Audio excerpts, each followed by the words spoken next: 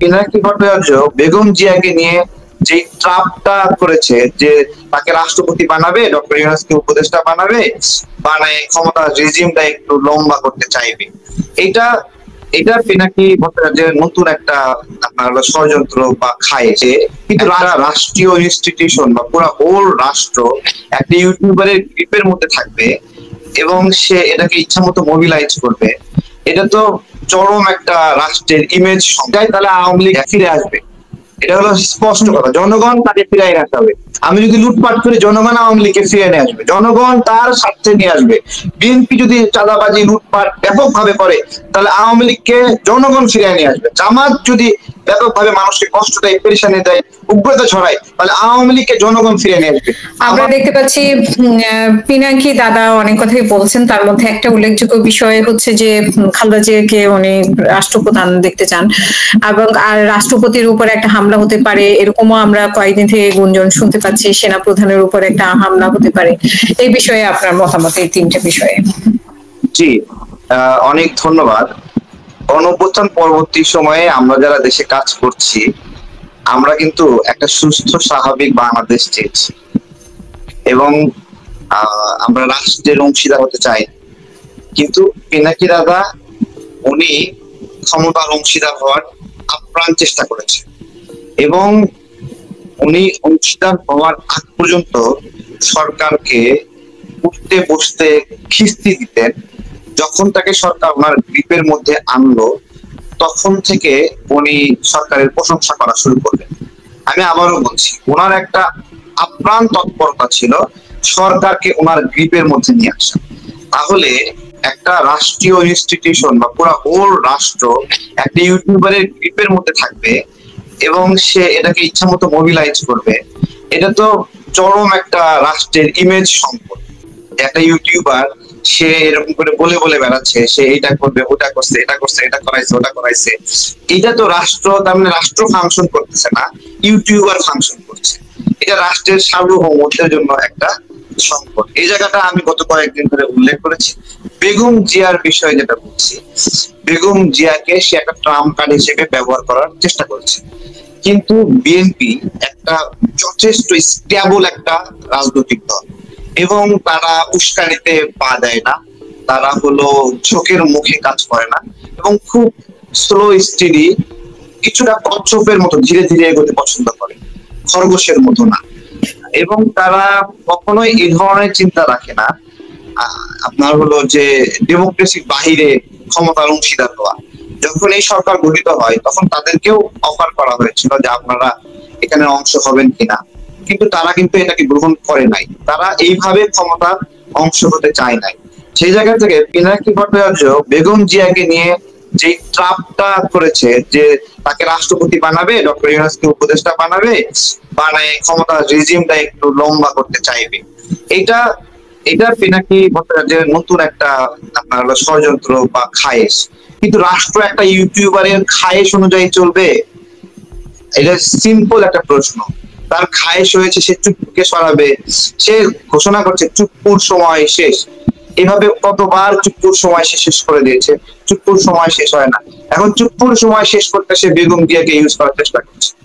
বেগম জিয়া যথেষ্ট স্টেবল এবং ভারসাম্যযুক্ত, এবং কি উনি যখন অসুস্থ ছিলেন, উনি যখন আউট অফ ওনার শরীর কন্ট্রোলে ছিল, তখনও ওনার মাইন্ড সেট আপ দৃঢ় ছিল ওনার আপসহীনতার বিষয়ে। হ্যাঁ, এখন একটা ইউটিউবারের কথায় উনি যায় ঠন করে রাষ্ট্রপতির আসনে বসবে, এতটা মানে হলো মানে Begum Zia not related to Chuppu. Begum Zia নির্বাচিত একজন প্রধানমন্ত্রী, কয়েকবারের প্রধানমন্ত্রী। হ্যাঁ, জনগণের সারা বাংলাদেশের সমর্থন, এমনকি নারী নেতৃত্বে বাংলাদেশের মানুষের অনেক সমস্যা ছিল। তাকে তাকে তাকে নারী হিসেবে নেয়নি, তাকে নারী হিসেবে না নিয়ে বাংলাদেশের মানুষ নেতা হিসেবে মেনে নিয়েছে। সকল ইসলামিক গোষ্ঠী, সকল জনগণ, ধর্ম, বর্ণ নির্বিশেষে সবাই। তো সেই একটা জনপ্রিয় মানুষকে পিনাকি ট্রাম্প কার্ড হিসেবে ব্যবহার করার মতো একটা নোংরা কাজ করবে, তাকে রাষ্ট্রপতি ঘোষণা করবে। হ্যাঁ, তিনি কি হবে সেটা রাজনৈতিক গণতান্ত্রিক প্রক্রিয়ায় দেখা যাবে সামনে। উনি আবার প্রধানমন্ত্রী হতে পারে, অথবা উনি বলতে পারেন যে আমি আর রাজনীতি করবো না, জাতির বিভিন্ন সংকটে উনি গাইডেন্স হিসেবে আবির্ভাব হতে পারে। এখন পর্যন্ত ওনার চিন্তা মতবাদ এতটুকু হিংস্র ছিল না যেটা পূর্ববর্তী শাসকদের ছিল। উনি কাউকে ধ্বংস করার প্রবণতা কখনো নেননি, কাউকে কাউকে খেয়ে ফেলা, হ্যাঁ, যে অমুককে রাক্ষসের মতো খেয়ে ফেলবো, গায়েব করে দেবো, হিংসা ঘৃণা এসব পোষণ করা, এগুলো এগুলো মানে ওনার মধ্যে ছিল না। এরকম একটা মানুষকে পিনাকি ভট্টাচার্য ইউজ করার চেষ্টা করবে, এটা হলো একটা আমাদের জন্য লজ্জা। ঠিক আছে, আমরা লজ্জা। আমি জিজ্ঞাসা করেছিলাম বিএনপি, হ্যাঁ, তারা ডিরেক্ট বলেছে যে যে আপনারা কি পাগল হয়েছেন, আমরা একটা ইউটিউবারের কথা নাচবো, আমরা একটা স্টেবল একটা পার্টি, এগুলো। এবং তারা তাদের বিরুদ্ধে কে কি ফেসবুকে পোস্ট করলো এগুলো তাদের যায় আসে না, ডোন্ট কেয়ার। মানে এগুলো কি করলো, মানে একটা রাজনৈতিক দল যারা ভবিষ্যতে ক্ষমতায় আসবে তারা যদি একটা ইউটিউবারের কথায় নড়ে যায় সরে যায়, ঠিক হয় কাইট হয়, তাহলে ওই দল তো দল হইতো না, তাই না? মানে সরকার তো হ্যাঁ, সরকার কি করছে, কারণ সরকার তো নির্বাচিত জনপ্রতিনিধি না।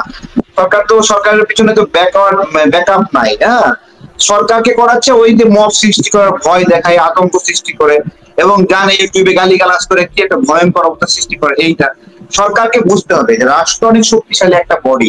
এই রাষ্ট্র বডি কোনো ইউটিউবারের কথায় চলবে না, আমার মতো অ্যাক্টিভিস্টের কথায় চলবে না, বা কোনো একটা দলের কথায় এটা চিৎকারিত হবে না। এটা তো সহজ না, একটা পদের ভার অনেক গুরুত্বপূর্ণ। তো এগুলো রাষ্ট্রকে বিবেচনা করতে হবে এবং রাষ্ট্রকে স্থির হতে হবে। একটা ইউটিউবার রাষ্ট্রকে গ্রিপে নিয়ে রাষ্ট্রকে তার মতো করে বাঁচাইতে চায়, এটাই একটা আমাদের লজ্জা। আমি সরকারের বিভিন্ন গুরুত্বপূর্ণ ব্যক্তিদেরকে আমি বলে দিয়েছি যে আপনারা কি এগুলো মস্করা করতেছেন, বিদেশটাকে দেখে দেখে ইউটিউবে দেখে দেখে আপনাদেরকে একটা ছবির ভিত্তিতে একটা রায় দিয়ে দিচ্ছে, হ্যাঁ, সেটা আপনারা শুনছেন, এটা তো হলো না। রাষ্ট্রের কাঠামো, শাসন ব্যবস্থা, প্রশাসনিক ব্যবস্থা সব আপনারা দায়িত্ব যে কয়জন আছেন আপনাদের মধ্যে চালাবেন। এটা আমরা বাইরে থেকে বিভিন্ন মতামত দেবো, চাপ সৃষ্টি করবো, সেই চাপে আপনারা নত হবেন কেন? আপনারা ভালো মন্দ বিশ্লেষণ করবেন, এটা আমি আমার জায়গা থেকে বলেছি। সেনা প্রধানের প্রতি মানে কি এত ক্ষোভ কেন? সেনা প্রধানের প্রতি আমি আপনাদেরকে বলি, দেখেন, গণ অভ্যুত্থান পরবর্তী সময়ে মানে সেনা প্রধান তিনি আমাকে জেল থেকে প্রথম বের করে। হ্যাঁ, পুরা জেলে সারা বাংলাদেশ যত জায়গায় যতজন বন্দী ছিল গণ অভ্যুত্থানের পরে প্রথম কারামুক্ত ব্যক্তি হলো আমি। প্রথম জেল থেকে পাটা প্রথম বের করেছি আমি। এবং আমাকে এটা সেনাবাহিনীর পক্ষ থেকে সেনা সদর দপ্তরে ডেকে পাঠানো হয়। কেন ডেকে পাঠানো হয় আমি বলছি। ওই সময় প্রায় 12-13টা থানা অ্যাম্বুশ অবস্থায় ছিল, সেগুলোকে উদ্ধার করার জন্য কারো কথা কেউ শুনছিল না। তখন সেনা বাহিনীর পক্ষ থেকে তারা একটা অনুমান করে যে এই জায়গাগুলোতে আমার অ্যাক্সেস, সেই জায়গা থেকে আমাকে পিক করে এবং ওই রাতের বেলা আমাকে সেনাবাহিনীর গাড়িতে করে করে বিভিন্ন থানার সামনে নিয়ে গিয়ে আমাকে নামায় যায় এবং আমাকে আন্দোলনকারীদের সঙ্গে কথা বলায় এবং একটা একটা করে থানার পুলিশদেরকে আমি উদ্ধার করার ক্ষেত্রে ওই সময় কাজ করেছিলাম। এবং দেখেন, সেনাবাহিনী যদি অসদুদ্দেশ্য থাকতো তাহলে সেনাবাহিনী কি বলতো জানেন? আচ্ছা, পুলিশ ধ্বংস হয়ে যায়। সেনাবাহিনী বলতো পুলিশ ধ্বংস হয়ে যাক, তারপরে আমরা রাজত্ব চালাবো। সেনাবাহিনী কিন্তু সেটা করেনি। পুলিশ যেখানে কান্না করেছে, পুলিশকে উদ্ধার করার জন্য সেনাবাহিনী গেছে। জনগণ যেখানে কান্না করেছে সেখানে উদ্ধার করার জন্য গেছে। এবং সকল রাজনৈতিক দল সেনাবাহিনীর প্রতি আস্থা জ্ঞাপন করে সেনাবাহিনীর কাছে গেছে যে তোমরা একটা আমাদেরকে সেটেল করে দাও, সরকার বানায় দাও। তাহলে সেনাবাহিনীকে এতটুকু বিশ্বাস করেছে, সেই সেনাবাহিনী এমন কোন ক্রাইম করেছে যেই ক্রাইমের কারণে সেনাবাহিনীকে ব্যাপকভাবে আপনার হলো নোংরা ভাবে তাদেরকে শত্রু বানানো যায়? বলেন। সেনাবাহিনী গণঅভ্যুত্থানের পরবর্তীতে আমরা বলেছিলাম সেনাবাহিনী কেন মানুষকে আশ্রয় দিল। সেনাবাহিনী যদি এই মানুষগুলোকে আশ্রয় না দিত, ডিরেক্ট জায়গায় জায়গায় ধরে ধরে মেরে ফেলা হতো। তাহলে ওই যে শেখ হাসিনা বলতো যে তার ক্ষমতার পতন হলে 10,000 মানুষকে হত্যা করা হবে, 5 লাখ মানুষকে হত্যা করা হবে, এক্স্যাক্টলি সেটা করা হয়নি। সেটা করা হলো না কার বুদ্ধিমত্তায়? সেনাবাহিনীর বুদ্ধিমত্তায়। এটা চোখের মাথায় মানুষ মেরেই ফেলতো, কিন্তু মেরে ফেলাটা কি কল্যাণের হতো? বলেন। কিন্তু যদি আমরা হাজার হাজার আওয়ামী লীগ নেতাকে মেরেই ফেলতাম তাহলে আমাদেরকেও তো মানুষ পশু বলতো, তাই না? তাহলে আমরা পশু যেন না হই, এই জায়গা থেকে প্রতিরোধ করেছে হলো সেনাবাহিনী বুদ্ধিমত্তার সাথে। সে অনেক কিছু অনেক ভাবে যেটা রাষ্ট্রের জন্য কল্যাণ হয়েছে। এমনিতে বাস্তব দৃষ্টিতে আমরা গালিগালাজ করেছি, বিভিন্ন ভাবে গালি দিচ্ছি। এই জায়গাতে পিনাকি দাদা, ইলিয়াস তারা হলো সমন্বিত ভাবে রাষ্ট্রের সেনাবাহিনী একটা খুঁটি সেই খুঁটিকে সবসময় নড়বড়ে করার ষড়যন্ত্র করেছে। এবং আমি বলি ইলিয়াস পিনাকি দাদা বিশেষত যেহেতু সেনাবাহিনীর বিরুদ্ধে ব্যাপক উনি ষড়যন্ত্র করেছেন, সে দেশে আসতে পারবে না হয়তো, এবং সে দেশে আসতে ভয় পাবে বিকজ অফ সেনাবাহিনী। কারণ সেনাবাহিনীর কাছে যত ডকুমেন্টস আছে যেগুলো আমাদেরকে দেখিয়েছে যে দেখো এইভাবে আমাদেরকে অস্থিতিশীল করা, তাদের অভ্যন্তরীণ ভাবে বিশৃঙ্খলা তৈরি করার চেষ্টা করেছে। একটা বাহিনীকে স্টেবল থাকতে দিচ্ছে না। তাহলে কিছু ইউটিউবার ভিডিও বানিয়ে এইভাবে রাষ্ট্রকে আনস্টেবল করতে চায়, তারা রাষ্ট্র ক্ষতি চায়। আমরা সারাদিন খালি ব্যানার নিয়ে মিছিল করব, স্লোগান দেবো, জ্বালো জ্বালো আগুন জ্বালো। ভাই আমি কার ঘর জ্বালাবো নতুন করে ভাই? কিন্তু সেনাবাহিনী তো শেখ হাসিনার মানে সেনা প্রধান তো শেখ হাসিনার আত্মীয়, আবার আওয়ামী লীগকে ফেরত আনতে চায়, তো সেই ব্যাপারে আপনি কি মানে আপনি কি চান? আমি আপনাকে বলি সেনাবাহিনী আওয়ামী লীগকে ফিরে আনতে চায়, সেনাবাহিনী কি পাগল হয়ে গেছে? এই ধরনের কথাবার্তা তারা বলেছে, বলেন এগুলো উল্টা পাল্টা, এগুলো মন গড়া কথাবার্তা বয়ান। এমনিতে আপনার সাথে লাইভে আমি যে কথা বলতেছি তাই দেখে আমি এক ধরনের কথা বলবো নাকি? আলাপ আলোচনা বিভিন্ন কথা আসবে, আপনি কি সেটা আমাকে বাইরে আসে ডকুমেন্ট হিসেবে বলতে পারবেন নাকি? কখনো সেনাবাহিনী অন ইয়ার কখনো অন ব্রডকাস্ট কখনো এই ধরনের ঘোষণা দিয়েছে আওয়ামী লীগের সাথে করে ইয়ে করবে বা এগুলো করেছে? আওয়ামী লীগ প্রাসঙ্গিক না, এটা সময় বোঝা যাবে। আমি যদি জানোয়ার হয়ে যাই তাহলে আওয়ামী লীগ ফিরে আসবে, এটা হলো স্পষ্ট কথা। জনগণ তাকে ফিরাই রাখতে হবে। আমি যদি লুটপাট করি জনগণ আওয়ামী লীগকে ফিরে নিয়ে আসবে, জনগণ তার স্বার্থে নিয়ে আসবে। বিএনপি যদি চাঁদাবাজি লুটপাট ব্যাপকভাবে করে তাহলে আওয়ামী লীগকে জনগণ ফিরিয়ে নিয়ে আসবে। জামাত যদি ব্যাপকভাবে মানুষকে কষ্ট দেয়, পেরেশানি দেয়, উগ্রতা ছড়ায়, তাহলে আওয়ামী লীগকে জনগণ ফিরিয়ে নিয়ে আসবে। আমাদের আচরণ, আমাদের সততা, আমাদের ন্যায়সঙ্গত ব্যবস্থাপনা নির্ভর করছে যে আওয়ামী লীগ এখানে ফিরবে কিনা। আমরা 11 মাসে আমরা মানে শুনে আসছি যে স্বৈরাচার যাতে না হয় সেরকম একটা বন্দোবস্ত হবে। সেই বন্দোবস্তের জন্য আসলে কি হয়েছে, কি হয়নি, কেন কেন মবই প্রাধান্য পাচ্ছে এখন পর্যন্ত 11 মাসে? আপনার কাছে শুনতে চাই প্লিজ। অনেক ধন্যবাদ। শুরু করি এইভাবে, বাংলাদেশের যে গণঅভ্যুত্থানটা হয়েছে, এই গণঅভ্যুত্থানটা কোন ইউনিয়ন পরিষদের চেয়ারম্যানকে অপসারণ করার জন্য অথবা জেলা প্রশাসককে চেঞ্জ করার জন্য আমাদের যে গণঅভ্যুত্থানটা হয়েছে, আমাদের গণঅভ্যুত্থানটা কি কোন কলেজের অধ্যক্ষকে অপসারণ করার জন্য হয়েছে? তো আমি কেন এই কথাটা বলছি, যে আমাদের মাথার উপরে একটা ভারী বোঝা ছিল একটা সরকার প্রধান, যে আমাদের জন্য প্রচন্ড মাথা ব্যথা একটা কারণ হয়ে দাঁড়ায়। তাকে অপসারণ করা অর্থাৎ ক্ষমতার সর্বোচ্চ জায়গাটাকে চেঞ্জ করার জন্য অবশ্যই এটা স্থানীয় সরকার নির্বাচনের জন্য এই গণঅভ্যুত্থানটা হয়নি আসলে। তো গণঅভ্যুত্থান পরবর্তী বাংলাদেশে সেই যে দেশের অভিভাবক পরিবর্তন অথবা দেশের সরকার পরিবর্তন, এর পরবর্তীতে জনগণের একটা চাহিদা এবং আকাঙ্ক্ষা হলো নতুন একটা ভালো সরকার পাওয়া, এবং ওই সরকারটা সরানোই এবং নতুন সরকার আনাটাই একটা লক্ষ্য ছিল, যে এদের হাত থেকে আমরা বাঁচতে চাই। তো ডক্টর ইউনূস স্যারের সরকার আসলো, আসার পরে অনেক মানুষ তাকে নিয়ে স্বপ্ন দেখা শুরু করলো।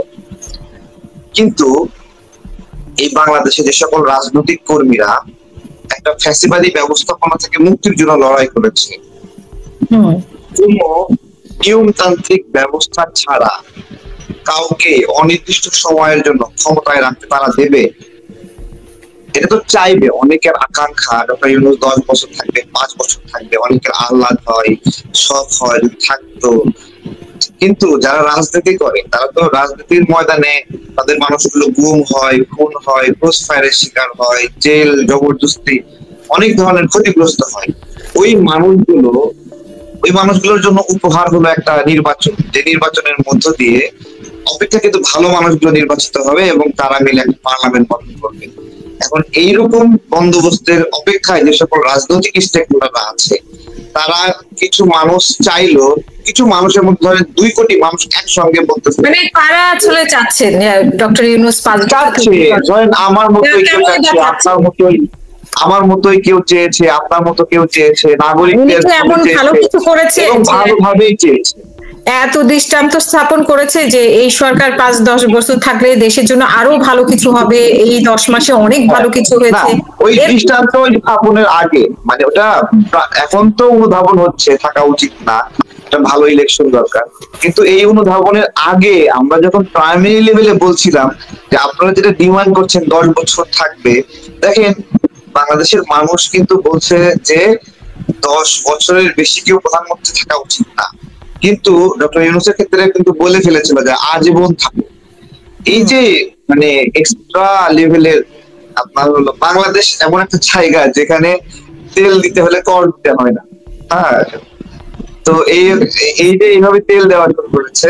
তো যাই হোক, সেই জায়গা থেকে বাংলাদেশ একটা স্ট্যাবিলিটির দিকে, একটা বন্দোবস্তের দিকে যখন যাচ্ছে, নির্বাচন নিয়ে একটা কমিটমেন্ট, তারপরে একটা সেটেল হওয়া, এই পরিস্থিতি যখন যাচ্ছে, যারা অনিশ্চিত বাংলাদেশ থেকে বেনিফিট পেতে যাচ্ছিল, বাংলাদেশ অনিশ্চিত থাকলে বেনিফিট পায়, আপনার হলো বিশৃঙ্খলা তৈরি করার মধ্য দিয়ে ক্ষমতার স্বাদ পায়, ওই মানুষগুলো এখন একটু কষ্টে আছে। হ্যাঁ, যে মানুষগুলো গণতন্ত্রের কথা বলছিল তারা একটু ভালো আছে, এখন তারা শান্ত নদীর মতো প্রবাহিত হচ্ছে। কিন্তু যারা অস্থিতিশীলতা বিশৃঙ্খলার মধ্য দিয়ে ইনকাম করতে চায়, অর্থনৈতিকভাবে লাভবান হতে চায়, ক্ষমতার অংশীদার হতে চায়, যাদের নির্বাচিত হওয়ার মতো ফিটনেস নাই, ওই মানুষগুলোর মধ্যে এখন আবার অস্বস্তি শুরু হয়েছে। এবং তারা এখন বিভিন্ন ভাবে ভিন্ন ভিন্ন রূপে, এটা শয়তানের অনেকগুলো রূপ দেখবেন, সেই রূপগুলো তারা হাজির করছে, এক একটা পলিসি সামনে আনছে, বিশৃঙ্খলা হচ্ছে, সেটা ব্যর্থ হচ্ছে। আসলে গণতন্ত্রের যে চাহিদা, এই চাহিদাকে বাধাগ্রস্ত করার জন্য ছোট ছোট অজুহাত আসতে পারে, কিন্তু গণতন্ত্র তো একটা ভারী মানে পাথরের দলা। এই পাথরের দলা যখন পড়ে যাবে, তখন আশেপাশে ছোট ছোট আপনার হলো ইট, খোয়া পাথর, এগুলো ছোট ছোট যেগুলো, সেগুলো পড়লে তো বাধাগ্রস্ত করার সক্ষমতা নেই। বাংলাদেশ এখন সেই পথে আছে, যেটাকে ছোট ছোট বিভিন্ন ধরনের ফিতনা তৈরি করছে, কিন্তু আলটিমেটলি লাভবান হবে না তারা। এখন তারা কারা, মানে যাদেরকে আমরা ইসলামিক আন্দোলনের এক মঞ্চে দেখলাম, তারাই কি আসলে চাচ্ছে যে বাংলাদেশে অস্থিতিশীল থাকুক, অস্থিতিশীল থাকলে তাদের একটা লাভবান হচ্ছে তারা, এবং আসলে লাভবান এই যে পিআর পদ্ধতির কথা বলছে, গণপরিষদ নির্বাচনের কথা বলছে, সংশোধন বিলুপ্তির কথা বলছে, অনেকগুলো প্রস্তাব আসলে সামনে এসে গেছে। তার মধ্যে পটিয়ার ঘটনা আমাদেরকে একটুখানি মানে বিস্মিত করেছে। দেখেন, হ্যাঁ আমি বলছি, আওয়ামী লীগ এবং বিএনপি যথেষ্ট সাহসী এবং হিম্মতওয়ালা দল, যারা সাহস এবং হিম্মতের সঙ্গে জামাতের সঙ্গে জোট করেছিল। হ্যাঁ, এবং এছাড়া অন্য কারো এতটুকু হিম্মত নাই জামাতের সাথে জোট করার জন্য। ওই সময় আওয়ামী লীগ এবং বিএনপি জামাতকে ব্যবহার করার ফিটনেস রাখছিল, তাই ব্যবহার করেছে। কিন্তু অন্য ছোট দল যে কেউ জামাতের কাছে গেলে সে জামাতের দ্বারা ব্যবহৃত হবে, এই জন্য সে জামাতের সঙ্গে জোট করবে না, এটা আমার বিশ্বাস। ওই মন্ত্রী যাদেরকে দেখছেন তারা জামাতের সাথে আলটিমেটলি জোট করবে না, যেটা গণ অধিকার পরিষদের ক্ষেত্রে আপনারা দেখেছেন 5 মেকআপে জোট করার খবর সব হয়ে গেছে, বন্দোবস্ত, কাবিন নামা, দেনমোহর সব হয়ে গেছে, এরকম একটা ভাব। কিন্তু পরে আবার তারা ব্রিফিং দিয়ে বলতেছে না, আমাদের কোনো জোট হয় নাই। তো এইটাই জামাতের কাছে যাবে, জামাতের পাশে যাবে, আপনার হলো ওটা বিএনপির কাছ থেকে একটা আসলে বেশি নেওয়ার জন্য, আলটিমেটলি ওইখানে গিয়ে জোট করবে না। হ্যাঁ, এটা অনেকগুলো কারণে করবে না। অনেকে চায় না যে 1971-এর ঘটনায় এরকম একটা, আমি আবারও বলছি, কেবল আওয়ামী লীগ এবং বিএনপি সাহস করেছিল জামাতের সঙ্গে জোটবদ্ধ হওয়ার জন্য, অন্য কারো এই হিম্মত নাই, এই সাহস নেই। হ্যাঁ, এটা আওয়ামী লীগের একটা দুঃসাহসী ভূমিকা ছিল, তারা জামাতের সাথে জোটবদ্ধ হয়েছিল, এবং বিএনপিও জামাতের সাথে জোটবদ্ধ হয়েছিল, এটাও একটা দুঃসাহসী কাজ ছিল। এই দুঃসাহস আর কেউ করতে পারবে। কিন্তু জুলাই উপলক্ষে মানে এনসিপি যে কর্মসূচিগুলো, এই কর্মসূচিগুলোকে আপনি স্বাগত জানান কিনা? কারণ ওরা যে একটা বিভিন্ন জেলায় জেলায় ঘোরার যে পরিকল্পনা নিয়েছে বা করছে, সেগুলোকে আপনি কিভাবে দেখছেন? এবং জনসমাবেশে, চরমনায় জনসমাবেশে ওনারাও ছিলেন। অনেক অনেক অনেক ধন্যবাদ। আসলে এই এনসিপির হাতে প্রচুর টাকা আছে, এটা লুটপাট করা হচ্ছে, বিভিন্ন কোম্পানিকে বাধ্য করেছে, ভয় দেখিয়েছে, আতঙ্ক তৈরি করেছে, এটা জেলা পর্যায়ে এবং কেন্দ্রীয় পর্যায়ে, উভয় পর্যায়ে। এবং প্রত্যেকটা জেলা সমন্বয়ক যারা ছিল, তারা জেলায় ব্যবসায়ীদেরকে খুব পেরেশানি পীড়া দিয়ে, হুমকি ধামকি দিয়ে এটা তারা এই অর্থটা আয় করেছে। সুতরাং তারা নির্দিষ্ট জেলায় গেলে প্রোগ্রাম করবে, সেখানে কিছু মানুষ গ্যাদার করবে, এটা খুবই স্বাভাবিক। বাংলাদেশের নাগরিকদের মধ্যে একটা অংশ তারা রাজনৈতিক ভাবে কোনো এইমলেস, তারা যখন যেটা যোগ তৈরি হয় সেখানে মাথা ঢু দেয়। এই মাথা ঢু দেওয়াকে নিজের লোক বলে ক্যাপিটালাইজ করা মানে সুযোগ নাই। যখন যে জেলায় যাচ্ছে এটা একটা কৌশলগত অবস্থান, ওই জেলার আশেপাশে সবগুলো জেলা উপজেলার লোকগুলোকে এক জায়গায় করার চেষ্টা করছে। তো এটা করুক। এনসিপির যেই কেলেঙ্কারি গুলো বের হয়েছে জুলাই কেন্দ্রিক, এনসিপি একটা অনেক বড় কিছু হওয়ার সুযোগ ছিল, গণ অভ্যুত্থানে পরবর্তী সময়ে অনেক বড় কিছু হওয়ার সুযোগ ছিল, কিন্তু তারা বড় কিছু হওয়ার চেষ্টা না করে ওরা যেটা করেছে বিভিন্ন চাঁদাবাজি, কমিশন বাণিজ্য, নিয়োগ বাণিজ্য, বদলি বাণিজ্য, এগুলোতে ব্যাপকভাবে ইনভলভ হয়ে গেছে। ওরা রাজনীতির কিন্তু ওরা তো বলছে যে বিএনপি করছে, যেমন গতকালকেই তো একটা ঘটনা, সাজিদ আলম তারেক রহমানকে ট্যাগ করলেন। না, ওইটা বলবেই, শুনে, এটা বিএনপি জামাতকে বলবে, জামাত বিএনপি বলবে, এনসিপি ওকে বলবে, কিন্তু বাস্তবে সচিবালয় কেন্দ্রিক লুটপাট, তারপরে ঘাটাঘাটি, এগুলো এনসিপির ছেলেপেলে করছে, এবং বিএনপির লোকরা ওই সচিবালয় গিয়ে মব সৃষ্টি করেনি, যায়নি ওখানে। শুধু ওইখানে না, সারা দেশে জেলা প্রশাসক কেন্দ্রিক দৌড়াদৌড়ি, সেখানে জেলা প্রশাসক অফিসে লুটপাট করা, তারপরে সম্পদের ভাগিদার হওয়া, এগুলো এনসিপির ছেলেপেলেই করেছে।